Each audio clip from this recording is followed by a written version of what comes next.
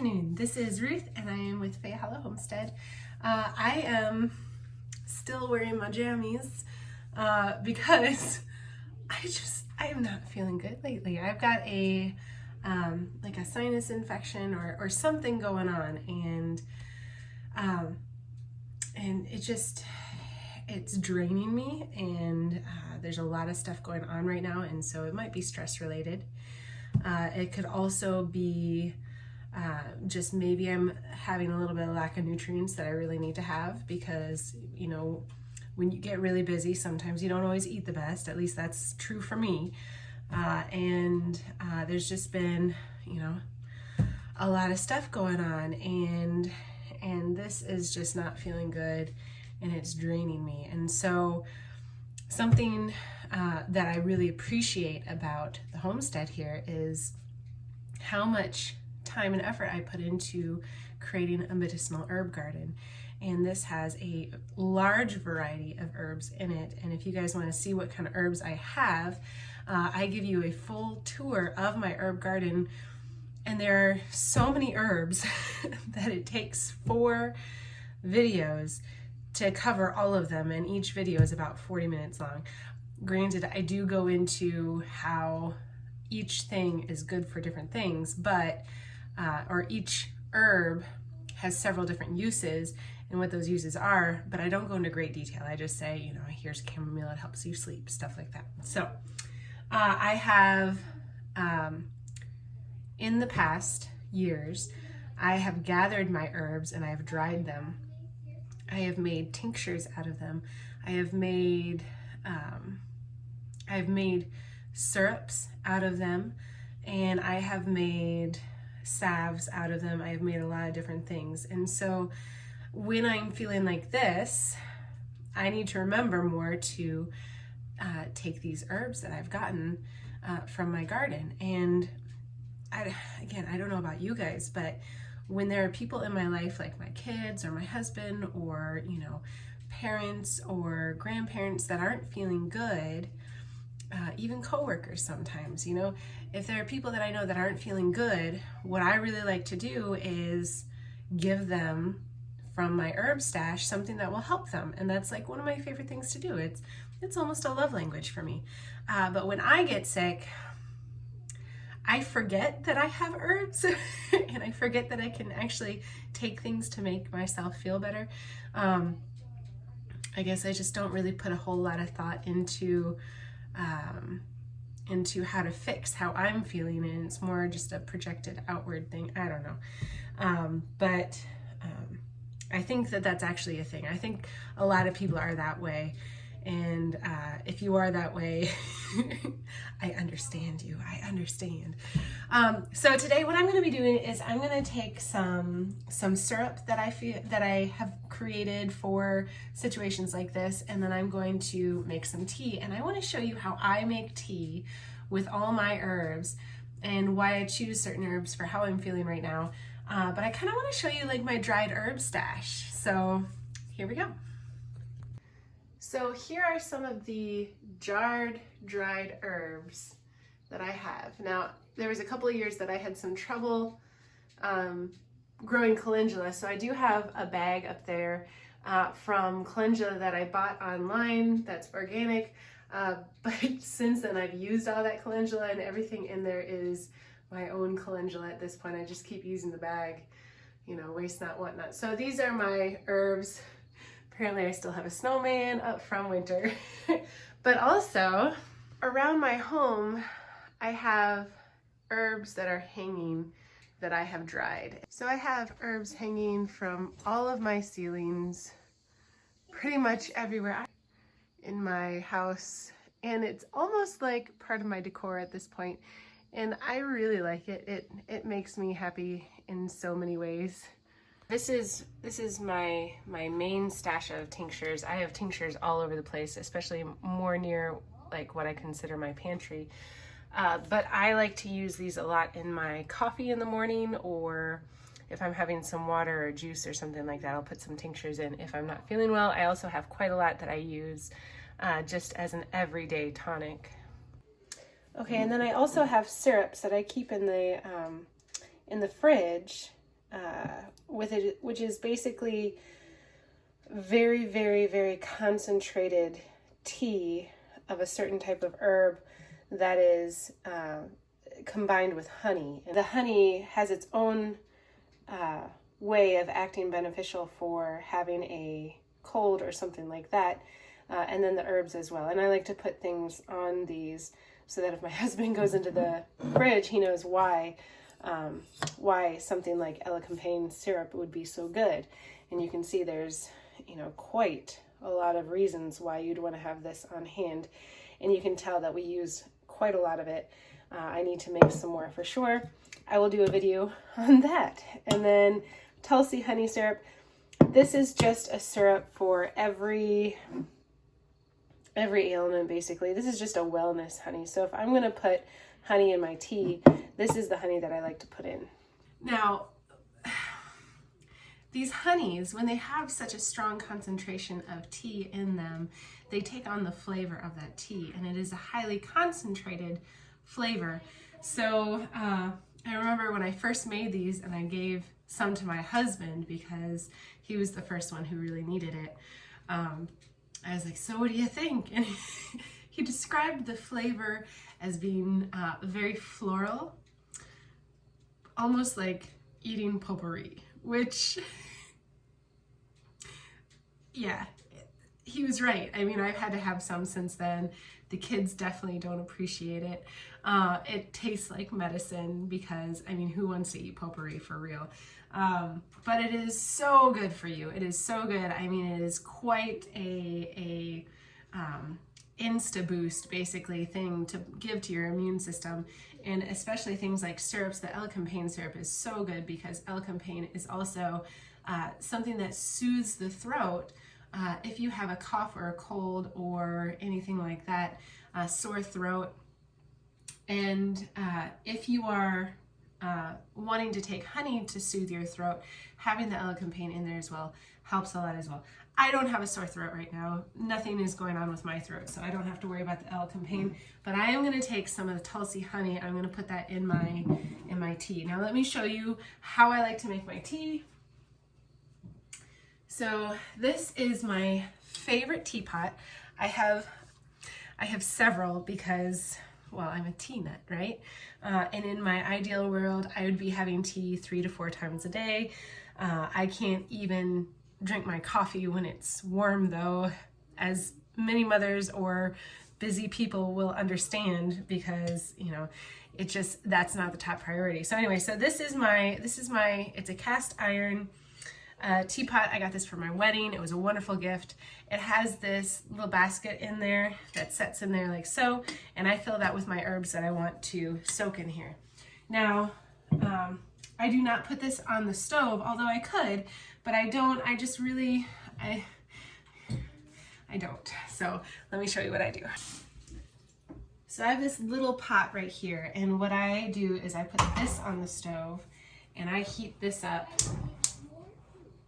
And this is the water that I use to heat my tea up with. I don't put the tea thing on in here.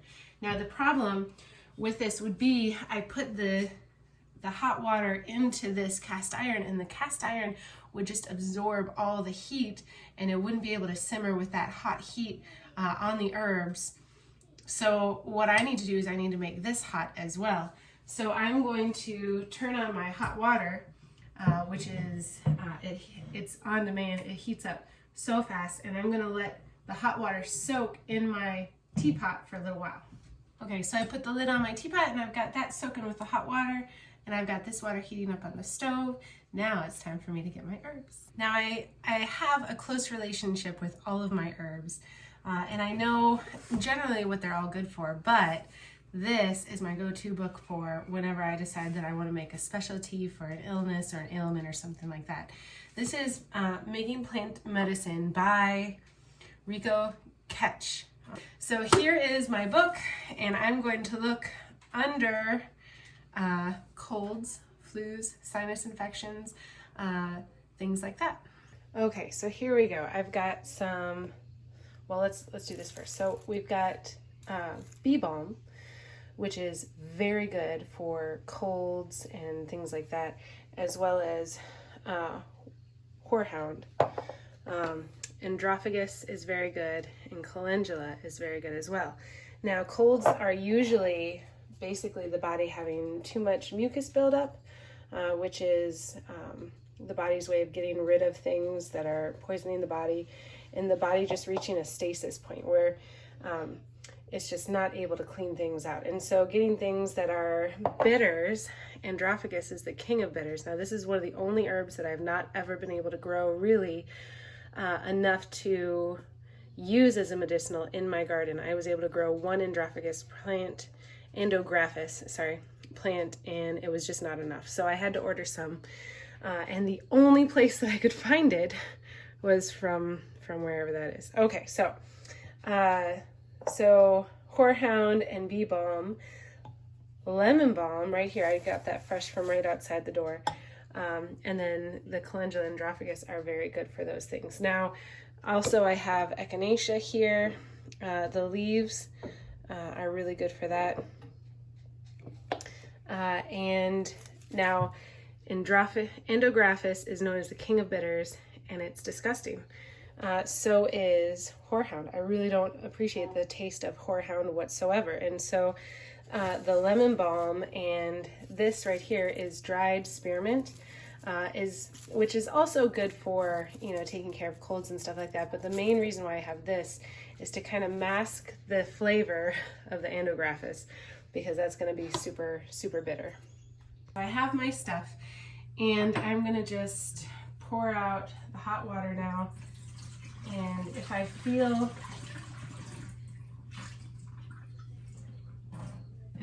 the inside of my pot, it's warm now. It's not hot, it's warm. And that water that I put in was very warm. It was hot. And so having that first drench of the hot water was very good, because this would have become cold tea. And I don't know about you guys, but I don't want cold tea. I like having hot tea. So here, put some horehound in, and I'm not somebody who measures it out, especially if I'm if I'm making my own type of tea. But I do like to layer the tasting good herbs. So I've got this spearmint. I'm going to put the horehound, and then I'm going to put spearmint around it. I'm going to get the Endographis, and I'm going to put spearmint above that as well, and kind of layer that in. The bitters is really good for getting your liver cleansed and kind of running its juices again if it was maybe becoming stagnant, or maybe there's some buildup. It's very important to have a good, healthy liver. That's your filtering system for the body. Something that I always think is really interesting is that if you go to the doctors for, you have a bacterial infection, they can give you antibiotics, and that bacterial infection is taken care of very rapidly, but they don't have anything for if you have a virus, right? There is no antiviral that a doctor will really prescribe to you. And so that is concerning, because a lot of the sicknesses that we have are viruses. So like the flu, the idea is herbs, there has always been antiviral herbs. And so if you're struggling because you have a bacterial infection, you can go to the doctor, get some antibiotics, but what do you do if you have a virus, right? Well, it's very easy. Like echinacea is a very great antiviral. Elderberry is a very good antiviral. And those are so gentle that you can use those as preventative medicine as well. So I mean, making some elderberry gummies, a lot of people do that, and and it helps them throughout the flu season a lot. Now I'm using the dried flowers of the bee balm. I think these are just gorgeous. I don't know if you can see those, but you want to take them from the early flowering stages from the plant. And this is just looking gorgeous. I'm going to put more mint in. Oh, I forgot the calendula. I always end up having so much in here that it overflows a little bit. But this is nice. So having this, I'll drink some of this. It's beautiful. Look at this calendula flower. This is from the garden this year. Look at how bright orange that is and delicate it looks. I mean, that is just so beautiful. I put that in my herb dryer, and it's just, oh, it's so wonderful. Okay, so a lot of people don't know that you can, calendula is good for tea too. So when I have something like this, I don't know what it is. So I'm going to want to have something in here that's like antibiotic. I want to have something that's antiviral. I want to have something that's anti-inflammatory. On top of that, I'm also going to want to put some adaptogenic herbs in there as well. So the adaptogenics basically help the whole body basically do its thing well and take care of itself. I'm not going to put that in the tea right now because I've been taking tinctures that have that already. Things like gotu kola, brahmi, stinging nettles, things like that. Those are really good, and I've been taking that in my coffee in the morning, a good hefty dose of that to kind of help with this. So I'm not too worried about stuffing more of that in here. So I'm going to just take my hot water now and pour this over my herbs and pray that I have enough peppermint in here to kind of take care of everything. It's usually exactly the right amount of water that I need to fill this up.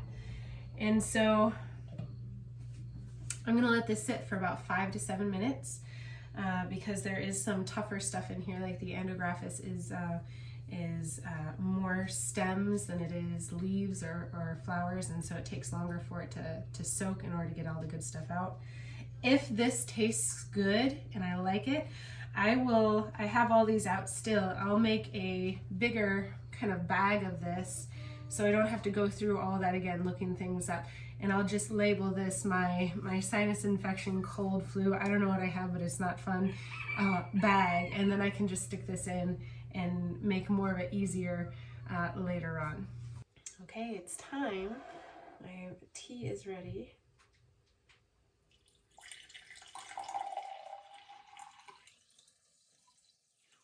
It looks beautiful.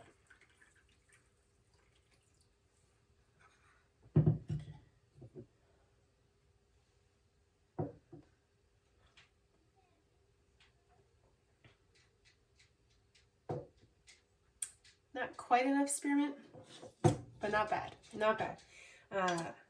That bitters, those bitters in there, the andrographis could have been awful, but it's not bad at all.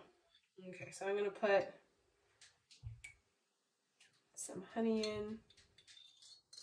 This is the floral honey, so this isn't gonna make it taste much better, but you could just put regular honey and it would still help. You know, honey is very antiviral, antibacterial, all sorts of stuff, so, and it soothes the throat. So now I've got my tea, and I did make up a jar, and I put a lot more spearmint in here, and I put some peppermint in here as well, just because I figured it was going to be a little bit too bitter. So I'm thinking that this is a really good mix that I've got right here, and I'm just going to label this the Ruth's Crud tea, because I don't know what this is, and I know that I get this fairly frequently when I get really stressed out, and so I am going to take this and I'm going to go sit outside and I'm going to enjoy it. This is my favorite mug. This is from Starbucks like 20 years ago.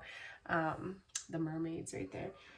from my friend who worked there. She got this for me because she knew that I love mermaids. And so Bethany, thank you for this mug. I still treasure it, and it's still my favorite one. And